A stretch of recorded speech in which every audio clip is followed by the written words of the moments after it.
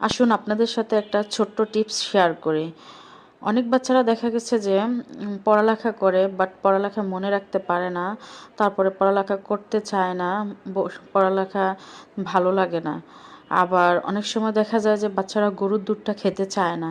তবে আমার এই পুরো রেসিপিটা আর এই পুরো ভিডিওটা ফলো করলে বুঝতে পারবেন যে বাচ্চাদের ক্ষেত্রে এটা আসলে কতটা উপকারে আসে। এটা হচ্ছে মিষ্টি কুমড়োর বিচি, এটা আমি হালকা ভেজে নিচ্ছি। আর এই বিচিটা যে কতটা উপকার এটা আমরা সবাই কম বেশি জানি। আর এটা হচ্ছে চীনাবাদাম, এই চীনাবাদামটা হালকা করে আমি ভেজে নিচ্ছি। এখানে আমি 3-4 আইটেমের বাদাম, তারপরে হচ্ছে মিষ্টি কুমড়োর বিচি সবগুলা হালকা করে ভেজে নেব। এক্ষেত্রে বেশি ভাজা যাবে না। বাচ্চাদের ব্রেন ডেভেলপমেন্টের ক্ষেত্রে বাদাম কিন্তু খুবই গুরুত্বপূর্ণ। আর কাঠবাদাম, কাজু বাদাম, তারপর হচ্ছে আখরোট। কাঠবাদামটা বাচ্চাদের ব্রেনের ক্ষেত্রে অত্যাধিক গুরুত্বপূর্ণ ভূমিকা পালন করে। আর এটা হচ্ছে আখরোট। আখরোটটা আমি হালকা করে ভেজে নিচ্ছি, বেশি ভাজা যাবে না।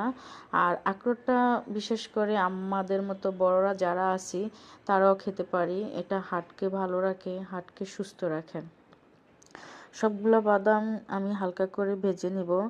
তবে বেশি ভাজলে এই বাদামের যে একটা কার্যকারিতা থাকে, উপকারিতা থাকে, সেটা নষ্ট হয়ে যাবে। এখানে সামান্য হালকা জাস্ট একটু গরম হওয়ার জন্য, তাহলে ব্লেন্ড করতে কিন্তু সহজ হবে। আর এটা হচ্ছে কাজু বাদাম, কাজু বাদামটাও আমি হালকা ভেজে নেব।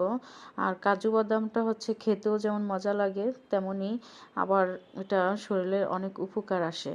যেসব বাচ্চারা দেখা গেছে সারাদিন পড়ে কিন্তু পড়া মনে রাখতে পারে না, তাদের জন্য কিন্তু আমার এই পুরো ভিডিওটা খুবই গুরুত্বপূর্ণ। আর এভাবে যদি বাচ্চাদেরকে প্রত্যেক দিন অন্তত 1 চামচ করে দুধের সাথে মিশিয়ে খাওয়ানো হয়, তাহলে বাচ্চাদের অনেক উপকারে আসে। এটা হচ্ছে কাঠবাদাম, কাঠবাদামটাও আমি হালকা করে ভেজে নিচ্ছি।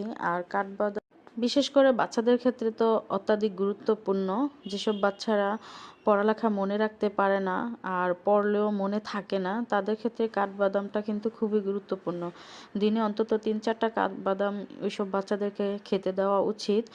আর তাহলেই এর উপকারিতা পাওয়া যায়। আমি সবসময় আমার বাচ্চাদেরকে এইভাবে সব কিছু ভেজে তারপরে ব্লেন্ড করে দুধের সাথে খাওয়াই। বাচ্চারা দেখা গেছে অনেক সময় খালি দুধটাও খেতে চায় না। তাহলে এভাবে যদি করে খাওয়ানো হয় তাহলে বাচ্চারা কিন্তু খেতে চায়, আর দুধ দুধ খাওয়ার মাঝে একটা টেস্ট আসে। সবগুলো আমি এখানে ভেজে নিয়েছি, এখন ব্লেন্ড করে নিব। আসলে বাচ্চাদের কথা চিন্তা করে আমরা বাবা মারা কত কিছুই না করি। বাবা মারা মনে করি বাচ্চারা সুস্থ থাকলে